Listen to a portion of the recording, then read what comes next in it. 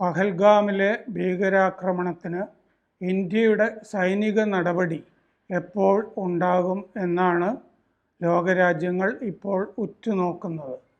കാരണം മുമ്പ് ഇന്ത്യ സഹിഷ്ണുത പറഞ്ഞ് ഇരിക്കുമായിരുന്നു എങ്കിലും ഇപ്പോൾ അങ്ങനെയല്ല.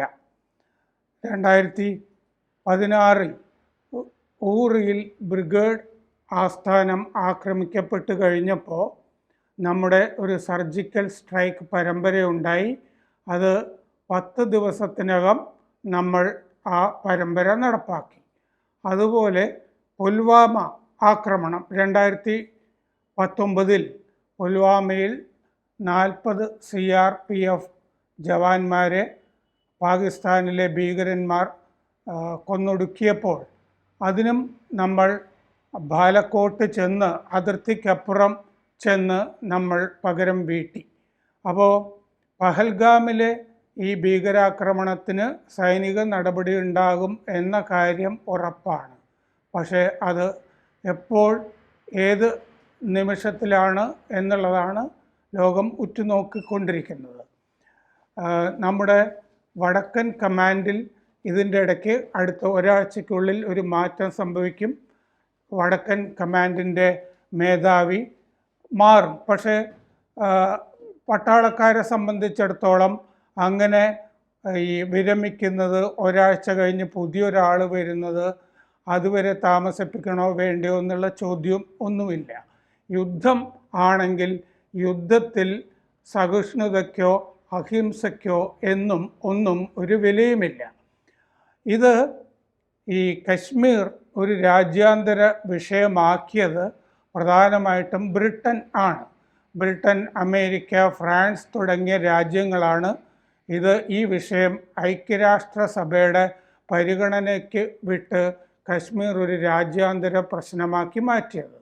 അതിന് നെഹ്റു ഒത്താശ ചെയ്യുകയും ചെയ്തു. നെഹ്റുവിൻ്റെ ഒരു പാളിച്ചയായിരുന്നു കശ്മീർ അദ്ദേഹത്തിൻ്റെ ജന്മസ്ഥലമാണ് എന്നുള്ളത് കൊണ്ട് കശ്മീർ പ്രശ്നം ആകെ വഷളാക്കുകയാണ് നെഹ്റു ചെയ്തത്. അതായത് ഇന്ത്യ സ്വാതന്ത്ര്യം നേടി അടുത്ത വർഷം 1948 തന്നെ പാകിസ്ഥാൻ കശ്മീർ ആക്രമിക്കുകയുണ്ടായി. കശ്മീർ പ്രധാനമായിട്ടും മിർപൂർ, ഇന്നിപ്പോൾ പാക് അധിനിവേശ കശ്മീരിൽ POKയിൽ ഉള്ള മിർപൂർ ഭാഗത്താണ് ആക്രമണം രൂക്ഷമായത്. ആ ആക്രമണം നടത്തിയത് ഇടയ്ക്കുള്ള ഗോത്രവർഗക്കാരുടെ നേതൃത്വത്തിലായിരുന്നുവെങ്കിലും ഗോത്രവർഗക്കാർക്കിടയിൽ അന്ന് തന്നെ പാകിസ്ഥാൻ്റെ ചാരസംഘടന നുഴഞ്ഞു കയറിയിരുന്നു എന്ന് ഇപ്പോഴിറങ്ങുന്ന പുസ്തകങ്ങളിലൊക്കെ കാണാം. പാകിസ്ഥാൻ്റെ ഒരു ജനറൽ തന്നെ ആ ഗോത്രവർഗക്കാരെ നയിച്ചിരുന്നു എന്നും നമുക്കറിയാം. പാകിസ്ഥാനല്ല, ഗോത്രവർഗക്കാരാണ് ആക്രമിച്ചത്. ഇന്ത്യക്കും പാകിസ്ഥാനും ഇടയ്ക്കുള്ള ഗോത്ര മേഖലയിൽ നിന്നായിരുന്നു ആ ആക്രമണം എന്നൊക്കെ ആദ്യകാലത്ത് പറഞ്ഞുകൊണ്ടിരുന്നു. അങ്ങനെ ഇടയ്ക്ക് ഒരു ഗോത്രമേഖല ഇരിക്കുന്നത് ഒരു ബഫർ സോണായിട്ട് രണ്ട് രാജ്യങ്ങൾക്കുമിടയിൽ ഒരു സുരക്ഷിത സ്ഥലമായിട്ട് കിടന്നോളും എന്ന് നെഹ്റു കരുതുകയും ചെയ്തിരുന്നു. പക്ഷേ അങ്ങനെ പാകിസ്ഥാൻ ഇന്ത്യയെ 1948 ആക്രമിച്ചപ്പോഴാണ് ഗാന്ധിജി ആദ്യമായിട്ട് അഹിംസ എന്ന സിദ്ധാന്തത്തിൽ നിന്ന് വിട്ടുമാറുന്നത്. അദ്ദേഹം തന്നെ അന്ന് ഇന്ത്യ പാകിസ്ഥാനെതിരെ തിരിച്ചടിക്കേണ്ടതാണ് എന്ന നിലപാടെടുത്തു. നമ്മുടെ രാഷ്ട്രപിതാവ് ഗാന്ധി തന്നെ അഹിംസ വേണ്ട എന്ന് തീരുമാനിച്ച ഒരു മുഹൂർത്തം അദ്ദേഹത്തിൻ്റെ ജീവിതത്തിലുണ്ട് എന്നുള്ളത് നമ്മൾ ഓർക്കണം. അപ്പോൾ നമുക്കെതിരെ, അതായത് നമ്മുടെ രാജ്യത്തിൻ്റെ പരമാധികാരത്തെ ചോദ്യം ചെയ്യുന്ന ഏതൊരവസരമുണ്ടായാലും ആ സമയത്ത് സഹിഷ്ണുതയല്ല നമ്മൾ പാലിക്കേണ്ടത്.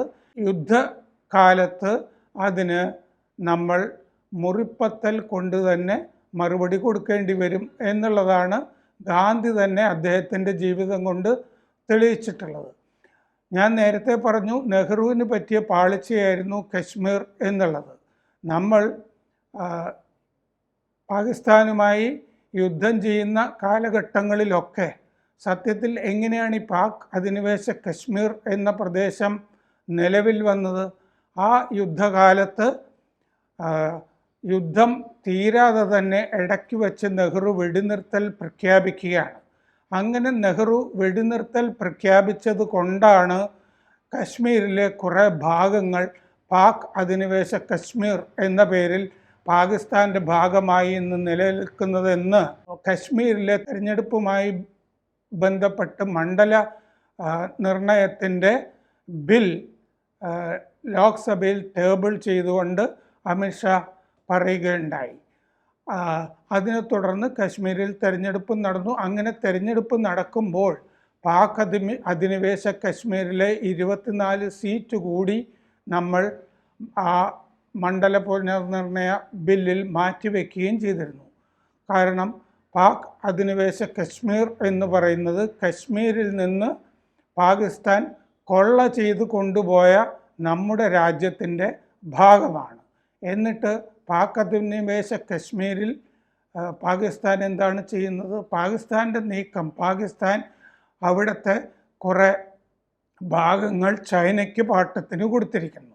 ഇനിയും കുറേ ഭാഗങ്ങൾ ചൈനയ്ക്ക് പാട്ടത്തിന് കൊടുക്കാൻ ആലോചിക്കുന്നതായി റിപ്പോർട്ടുകൾ വരുന്നു. പാക് അധിനിവേശ കശ്മീരിൽ ഇപ്പോൾ നാം കാണുന്നത് ഹമാസ് പ്രതിനിധികൾ അവിടെ ചില യോഗങ്ങളിൽ പങ്കെടുക്കുന്നു, അതിന് പാകിസ്ഥാൻ ഒത്താശ ചെയ്യുന്നു എന്നാണ്. ഹമാസ് ഇന്ത്യ ഉപഭൂഖണ്ഡത്തിൽ പ്രവേശിക്കുന്നത് ഒട്ടും നല്ലതല്ല. അപ്പോൾ പാക് അധിനിവേശ കശ്മീരിൽ തന്നെ ഹമാസ് പ്രതിനിധി വന്ന് താമസിയാതെയാണ് ഇപ്പോൾ പഹൽഗാമിൽ ആക്രമണം നടന്നിരിക്കുന്നത്.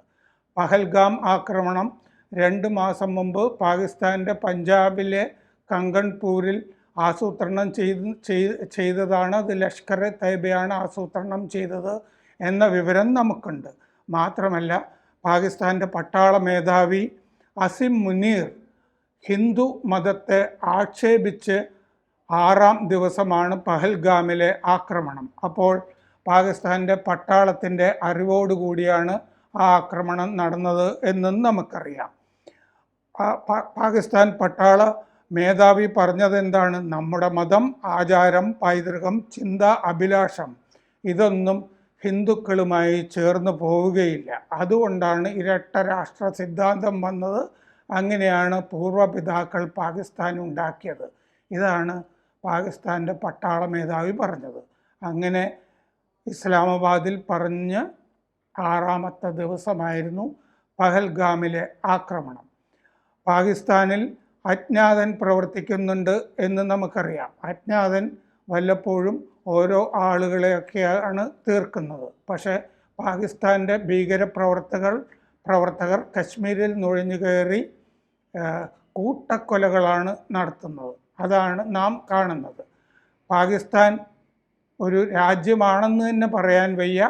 കുത്തുവാള എടുത്തിരിക്കുന്ന, പ്രത്യേകിച്ച് ഭരണമൊന്നുമില്ലാതെ അരാജകത്വം വാഴുന്ന ഒരു രാജ്യമാണ്. അവിടെ ഖൈബർ പഖ്തൂൺഖ്വയിലും ബലൂചിസ്ഥാനിലും ഇപ്പോൾ സിന്ധിലും അസ്ഥിരത വിളയാടുന്നു. ഇങ്ങനെ ഒരു രാജ്യം എന്തിനാണ് ഈ ഭൂമുഖത്ത് എന്ന് നാം ആലോചിക്കേണ്ട ഘട്ടമാണ്. നാം തിരിച്ചടിക്കേണ്ട ഘട്ടമാണ്. എന്തിനാണ് ഈ ഭൂമുഖത്ത് ഇനി പാകിസ്ഥാൻ? കൂടുതൽ വാർത്തകളും വിശേഷങ്ങളും നിങ്ങളിലേക്ക് എത്താൻ ABC മലയാളം സബ്സ്ക്രൈബ് ചെയ്യുക, ബെൽ ബട്ടണും അമർത്തുക.